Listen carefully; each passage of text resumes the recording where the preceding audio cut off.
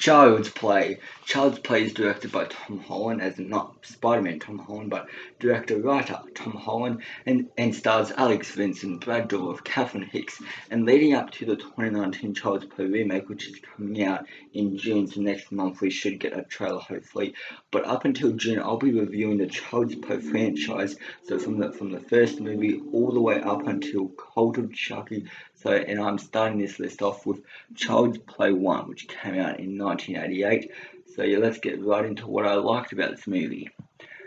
So the first thing that I liked is the special effects. For the time this movie came out, which was 1988, they did they did they they did they they did they they did they did they did they did they did they did they did they did they.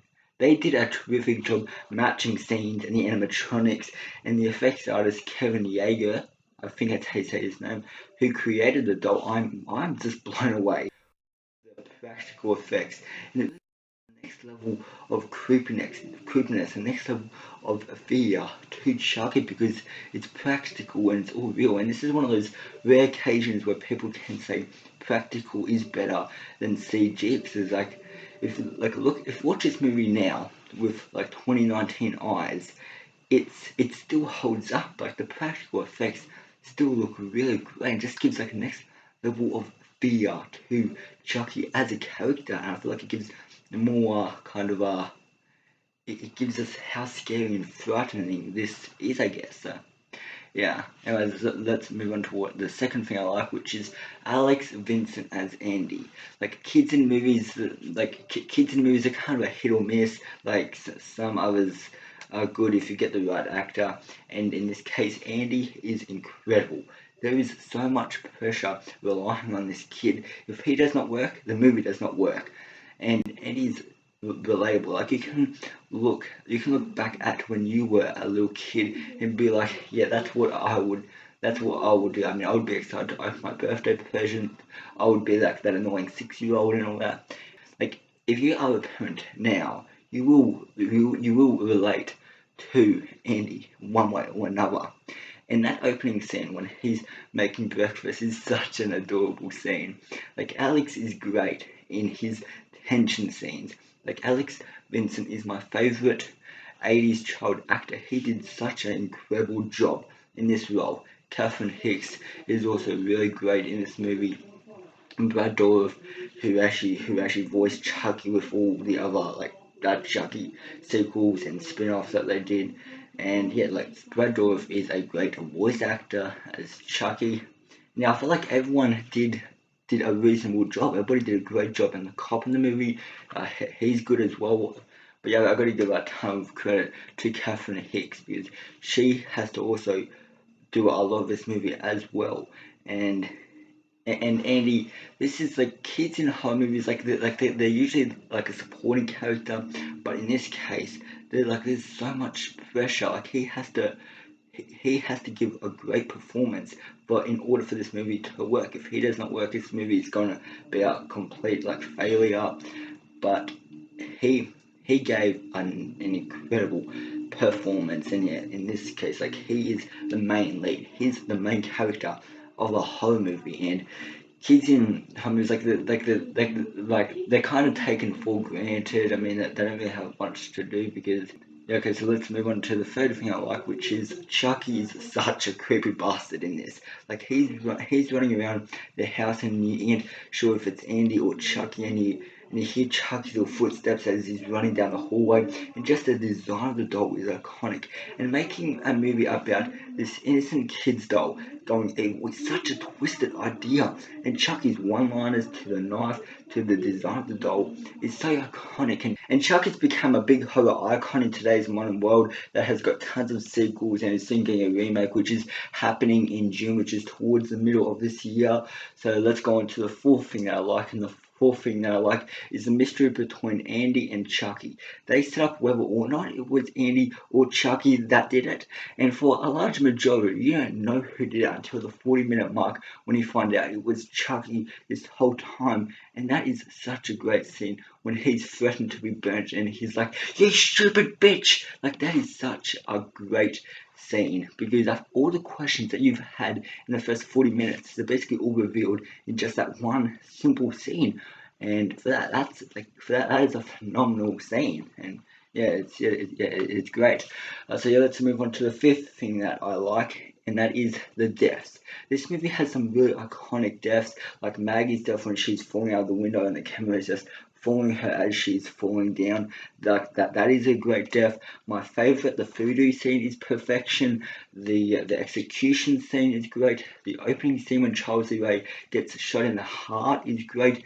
And I'm kind of debating if I like Maggie's death or the voodoo scene better, because I think they're both really great deaths. But I think Maggie's is probably the more iconic one, because I think when people think of Child's Play, they don't only just think of Chucky. I think I also think of Maggie's death. I think that's such a great scene because of the way it's just shot, and just like the way the camera is just following her as she's falling until she hits the car. I think that is such a great death. But then the voodoo scene, I think that is a quite brutal death as well, because it's a very kind of simple, kind of unexpected death, I guess, because it's Chucky. He's playing with a voodoo doll. He's like snaps a leg, he snaps an arm, he stabs him in the heart, and all that. And I feel like that is a great scene. That is perfection right there, because it's the two like horror villains like meeting. Because I think these two, they used to be like baddies. They used to be villains back in the day and all that. I think that's from what you learned in the opening scene, that these two used to be friends and they used to work together and all that. When Charles Lee was still human and he wasn't and he wasn't the doll. So yeah, I think all the deaths are actually pretty good. The execution scene is good. The Charles Lee Ray's death scene is good, and yeah. But I think as for right now, I think the deaths in this first one, I think they're very basic, they're very simple deaths, but sometimes they have so much behind them. There's also humour spread throughout this film, which is great. There's an elevator scene where this grandma says, that is an ugly doll, and Chuck is like, F you. That was a funny scene. I had quite a laugh at that scene. And I love that ending when Andy's like, this is the end, and then he throws a match into the fire and sets Chucky on fire. That is such a iconic and powerful scene. Oh man, I love that scene.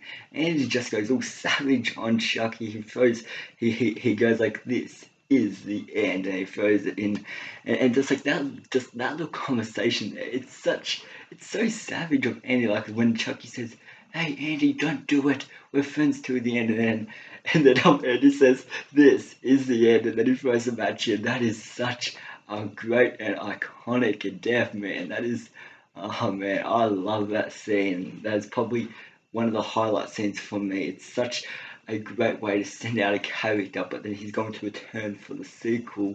Yeah, man, that is such a great scene. And yeah, like I said, and he just goes all savage on it. Like that is a great ending to a Chucky movie, and it's a great ending to the Chucky character who's going to return in the sequel.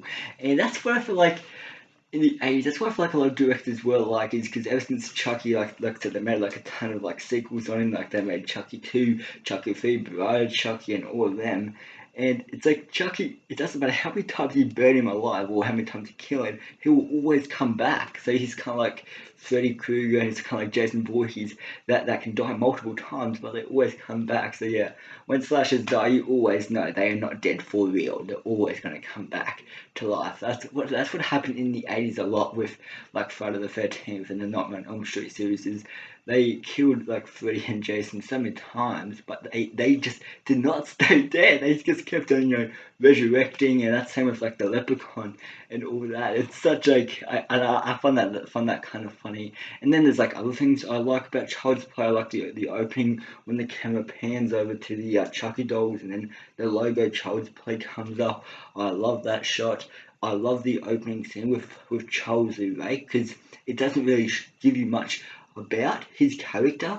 All you know is that he's a baddie and the cops are basically after him, and that apparently he knows this voodoo spell that can transfer his soul into this doll. And as the Child's Play series gets deeper and deeper into like the Chucky franchise, learn more about his character, learn about more of his sick, twisted path.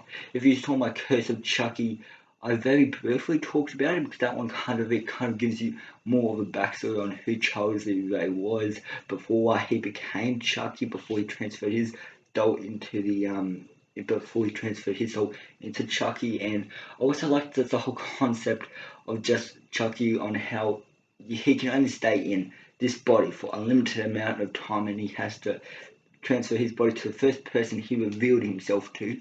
I like that part.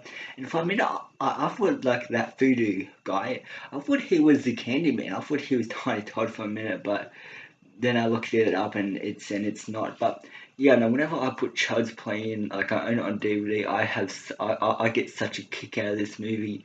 It is such a blast of fun, and it's one of those movies that actually still hold up to date in 2019, which is great. And yeah, I'm so glad that I got to go back and actually watch this because my opinion hasn't really fallen. I still think this movie is phenomenal. I still think it's one of the best 80s slasher movies, along with like a Nightmare on Elm Street that is in the 80s.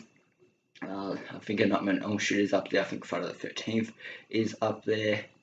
And yeah, like this movie, it doesn't really have anything that kids can't see. There are a few scenes that are a little bit too, you know, that go for it, but there's really nothing like like that deals with blood that kids can't see. There aren't really like the movie's PG-13, but at the same time, I'm thinking that this movie will scare kids shitless because of just the whole concept that of just this innocent little doll coming to life. Like I said before, it's such a twisted idea, and it's I cannot get over that. That is an amazing concept. I thought this movie pulls off that concept very well, and I feel like this movie it really launched Chucky into like these bigger movies like Chucky, like Child's Play 2, Cursed Chucky, Blood Chucky, and all of them. They've really launched him into the horror universe, and he's became iconic, and he's now up there with like Freddy Krueger, Jason, Leprechaun, Pinhead, and all of those